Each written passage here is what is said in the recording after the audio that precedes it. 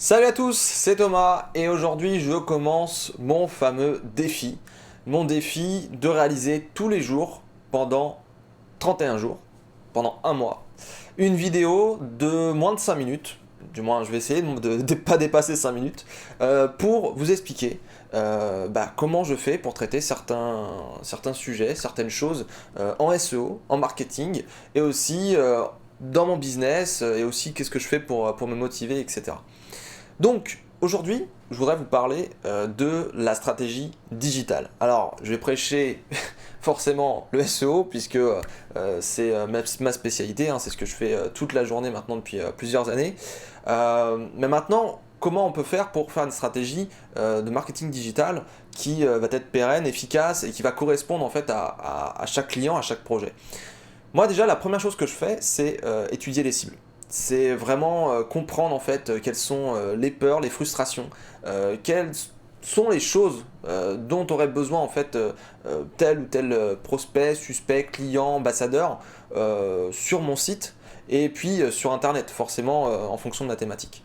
Donc c'est comprendre où vont les gens, quelles questions ils posent, à quoi s'intéressent, etc. Donc c'est très très complet et ça permet vraiment véritablement de savoir aussi quel chemin en fait je dois tracer. Donc forcément, à partir de là, on sait ce que veulent les gens, on comprend la demande, donc il faut définir des objectifs. Objectifs principaux, objectifs secondaires.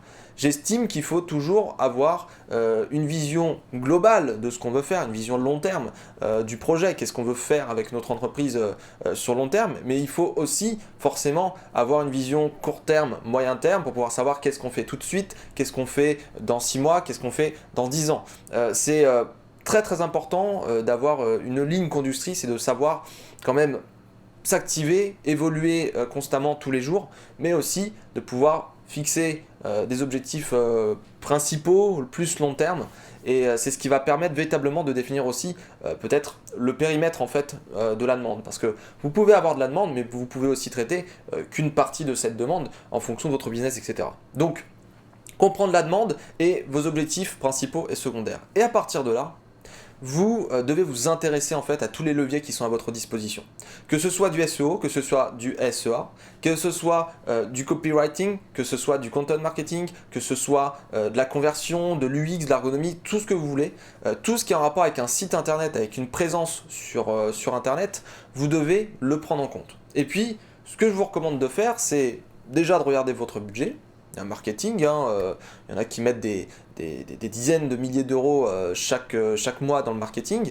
On a des chiffres qui disent que c'est à peu près 10-15% du chiffre d'affaires annuel. Bon, il y en a qui mettent 50%, il y en a qui mettent 0, ça dépend de vous, quoi. Quel budget vous voulez investir, et en fonction de ça, vous regardez les leviers qui sont à votre disposition, qu'est-ce qui peut être bien de faire maintenant, qu'est-ce qui peut être bien de faire plus tard, et forcément, qu'est-ce qui coûte le moins cher et qui va me faire évoluer le plus. Forcément, c'est toujours la question à se poser, c'est vraiment qu'est-ce que je donne et qu'est-ce que je récolte.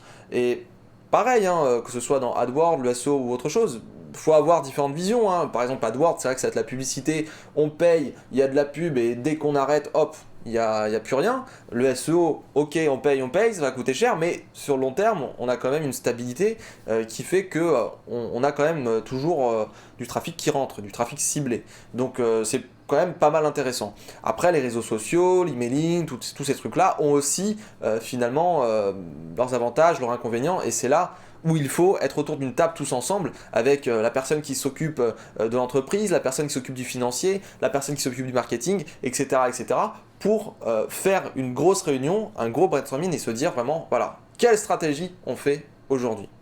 Voilà, donc ça c'est ma philosophie, c'est essayer de fonctionner par priorité, d'avoir une vision à large mais aussi assez restreinte pour pouvoir définir le périmètre d'action là, aujourd'hui, à l'instant T.